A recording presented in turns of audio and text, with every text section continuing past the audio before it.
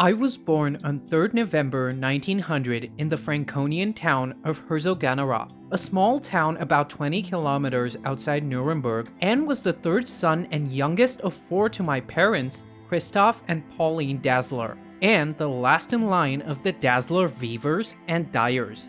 With the collapse of the local textile industry owing to the competition from industrial producers, my father left his ancestors' trade and began learning the intricate stitching skills needed to become a cobbler and obtained employment at a local factory, eventually specializing in making felt slippers. My mother had set up a laundry at the back of our house where my sister Marie helped out most of the time, and us three brothers delivered the washed clothes throughout the town. In fact, we soon came to be known as the Laundry Boys.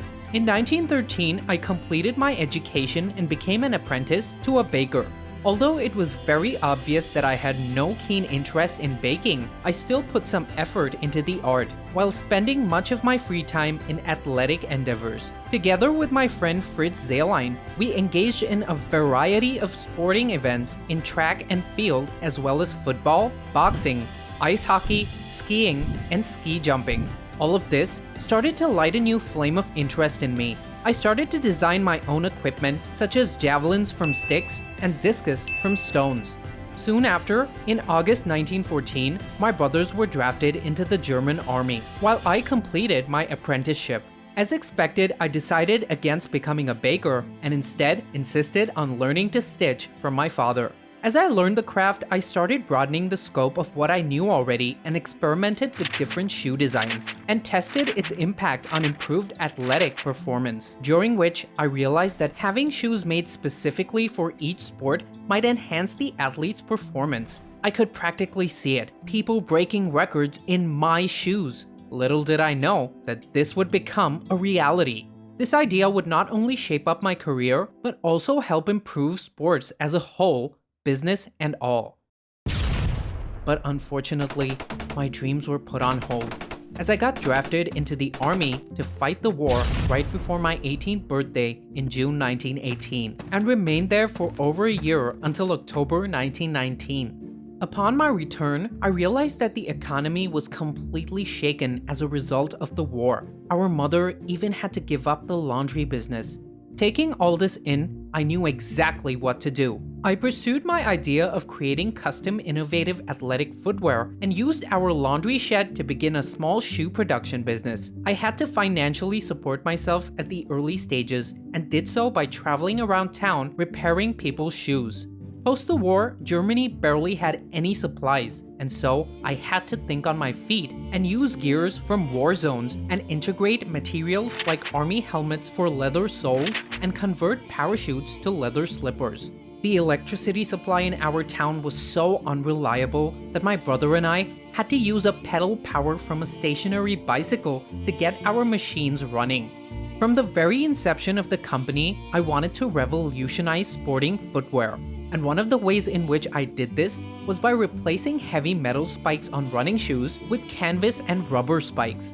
We got our big break when I traveled to Berlin for the 1936 Olympics and managed to convince American athlete Jesse Owens to wear our company's shoes. The Buckeye Bullet went on to dominate the Olympics and won 4 gold medals in various events. This provided a stage for our company, and various other athletes and trainers went on to buy our shoes. Thus, within no time, the business was booming and we went on to sell more than 200,000 pairs of shoes a year before World War II.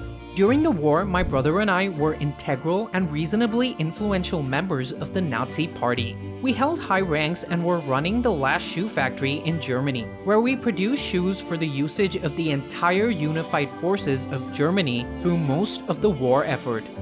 In 1943, our shoe factory was forced to shut down. Instead, our operations and facilities were to be used to manufacture anti-tank weapons. The American forces had almost destroyed our shoe factory, but did not completely raze the place at the request of my wife, who managed to convince them that it was just a shoe factory. Ironically, the American forces became major buyers of our shoes after the Nazis went out of power. Throughout the Second World War, my brother and I had many problems with each other. We seemed to disagree on multiple business ideas and the overall direction of the company. So, finally, once the war had culminated, Rudolf started his own company called Ruda, which later rebranded as Puma. And with that, I changed the name of my company to Adidas. I'll explain the story behind the name right towards the end.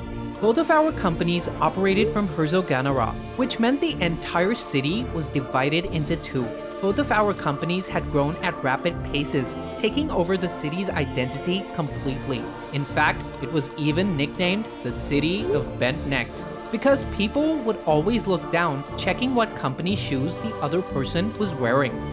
The rivalry went so deep that the two football clubs in the city were divided too, one of them sporting Adidas clothing and footwear, while the other club sporting Puma merchandise. Moving on to probably one of the highlights of our history, the event that defined Adidas ever since. Our trademark over the iconic 3 white stripes. This trademark was initially owned by a Finnish company called Karhu Sports. A quick brief about this company. It was set up in the 1920s and specialized in the manufacture of discuses and javelins, which later extended to footwear. After World War II, they were undergoing major financial distress, and so agreed to sell their trademark to us for 1,600 pounds, and intriguingly, 2 bottles of whiskey back in 1952.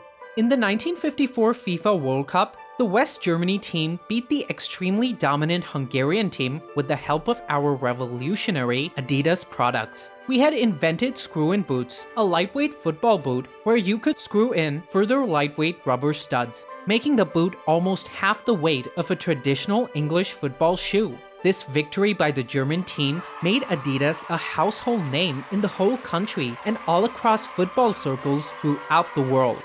In 1967, we unveiled a tracksuit in honor of Franz Beckenbauer, the legendary German defender. This was a revelation and heralded a new dimension to our company, which was sports apparel and athletic wear. A new range of products which we started working on, a diversion from the typical production of only sports shoes.